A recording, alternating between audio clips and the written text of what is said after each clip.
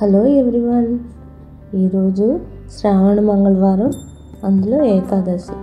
అందుకని నేను మా ఇంట్లో ఉన్న పద్ధతి ప్రకారం పూజ చేసుకున్నాను. ఈరోజు మంగళవారం కాబట్టి నిన్న పూజ అయిన తర్వాత దేవుడి విగ్రహాలన్నీ శుభ్రం చేసి పెట్టుకున్నాను. ఎలాగూ వరలక్ష్మి వ్రతం కూడా వస్తుంది కాబట్టి ఒకసారి దేవుడి మందిరం అంతా కూడా క్లీన్ చేసి దేవుడి ఫోటోలన్నీ గంధం కుంకుమలతో బొట్లు పెట్టి అలంకరించుకున్నాను. అలాగే దేవుడి విగ్రహాలన్నింటినీ కూడా అలంకరించుకున్నాను.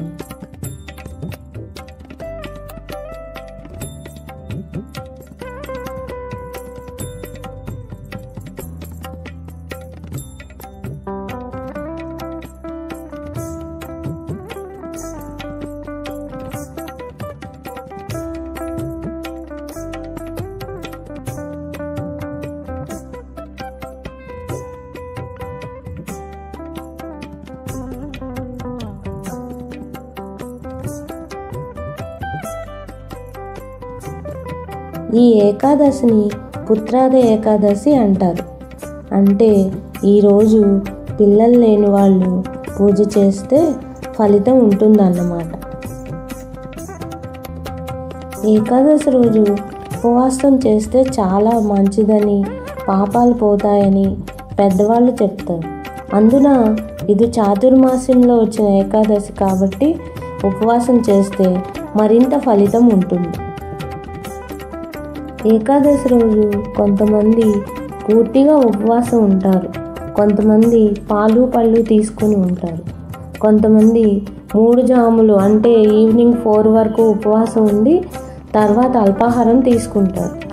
అల్పాహారం అంటే అన్నం కాకుండా రవ్వతో చేసినవి అన్నమాట. ఇంకా రాత్రికి వాళ్ళు ఏమీ తినరు. ఇలా ఉపవాసం ఉంటూ దేవుడికి సంబంధించిన స్తోత్రాలు, విష్ణు సహస్రనామాలు అండ్ భగవద్గీత మిగిలినవన్నీ చదువుకుంటూ దేవుడికి దగ్గరలో ఉంటూ ఉంటారు. దైవనామస్మరణ చేస్తూ ఉంటారు.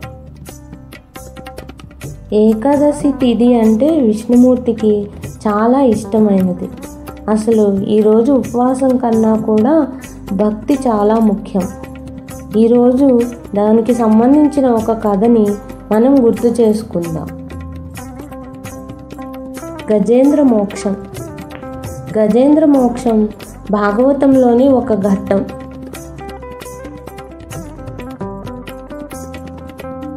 గజేంద్రుడు అనే ఒక అతి శక్తివంతమైన బలమైన ఏనుగు ఉండేది. ఆ ఏనుగు రాజు కూడా. తన శరీర బలం వల్ల అహంకారంతో గర్వంతో ఉండేవాడు. పెద్ద పరివారం కూడా ఉండేది. ఒకరోజు ఈ గజేంద్రుడు కొలంలో నీళ్ల కోసం దిగాడు. అప్పుడు ఒక మొసలి గజేంద్రుడిని పట్టుకుంది. ఏనుగు చాలా పెద్దది, బలమైంది. మొసలి చిన్న జంతువు. ఇది నన్నేం చెయ్యదని అహంకారంతో చాలా కాలం ఆ మొసలితో పోరాటం చేశాడు. 1000 సంవత్సరాలు ఈ పోరాటం కొనసాగుతూనే ఉంది. ఎవరూ ఓడలేదు, ఎవరూ గెలవలేదు. చివరికి ఏనుగులో ఉన్న శక్తి నశించింది. పూర్వజన్మలో చేసిన పుణ్యఫలం వల్ల జ్ఞానోదయం కూడా అయింది. ఇంకా నన్ను రక్షించేది నా శక్తి కాదు, నా పరివారం కూడా కాదు, ఆ భగవంతుడు ఒక్కడే అని తెలుసుకున్నాడు. భగవంతుడా, నువ్వే నాకు దిక్కు, నన్ను రక్షించు అని మనస్ఫూర్తిగా తన అహంకారాన్ని పక్కన పెట్టి ప్రార్థించాడు.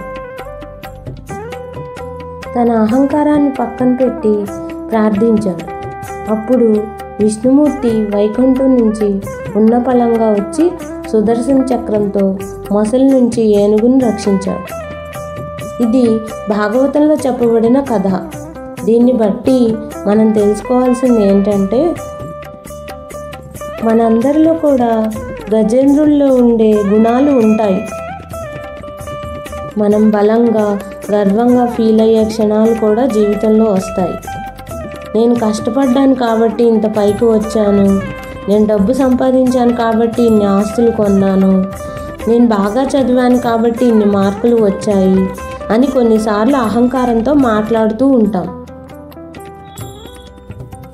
కానీ ఆ అహంకారం మనం తలకి ఎక్కించుకోకూడదు. ఇదంతా భగవంతుని ముందు ఏమీ పనికిరావు. ఆయన సర్వాంతర్యామి. గజేంద్రుడికి అహంకారంతో ఉన్నంతకాలం భగవంతుడు అస్సలు పట్టించుకోలేదు. శరణాగతి కోరి మనస్ఫూర్తిగా పిలిస్తే వెంటనే పలికాడు. ఆ దైవం ముందు మన శక్తియుక్తులు, మన ఆస్తిపాస్తులు, మన విద్యలు ఏమీ పనికిరావు. మనలో అహంకారం ఉన్నంతకాలం భక్తి నిలబడదు. మొక్కుబడిగా చేసే ఏ పూజలకి అంత విలువ కూడా ఉండదు.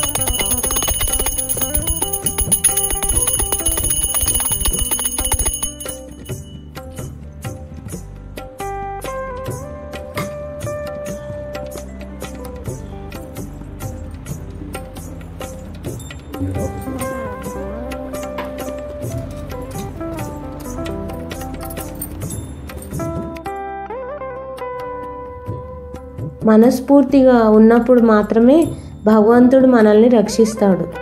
ఏదో మనకు కష్టం వచ్చి ఇంకా మన వల్ల కాదు అన్నప్పుడు కాకుండా నిజమైన భక్తిని ఈరోజు నుంచి అలవర్చుకుందాం.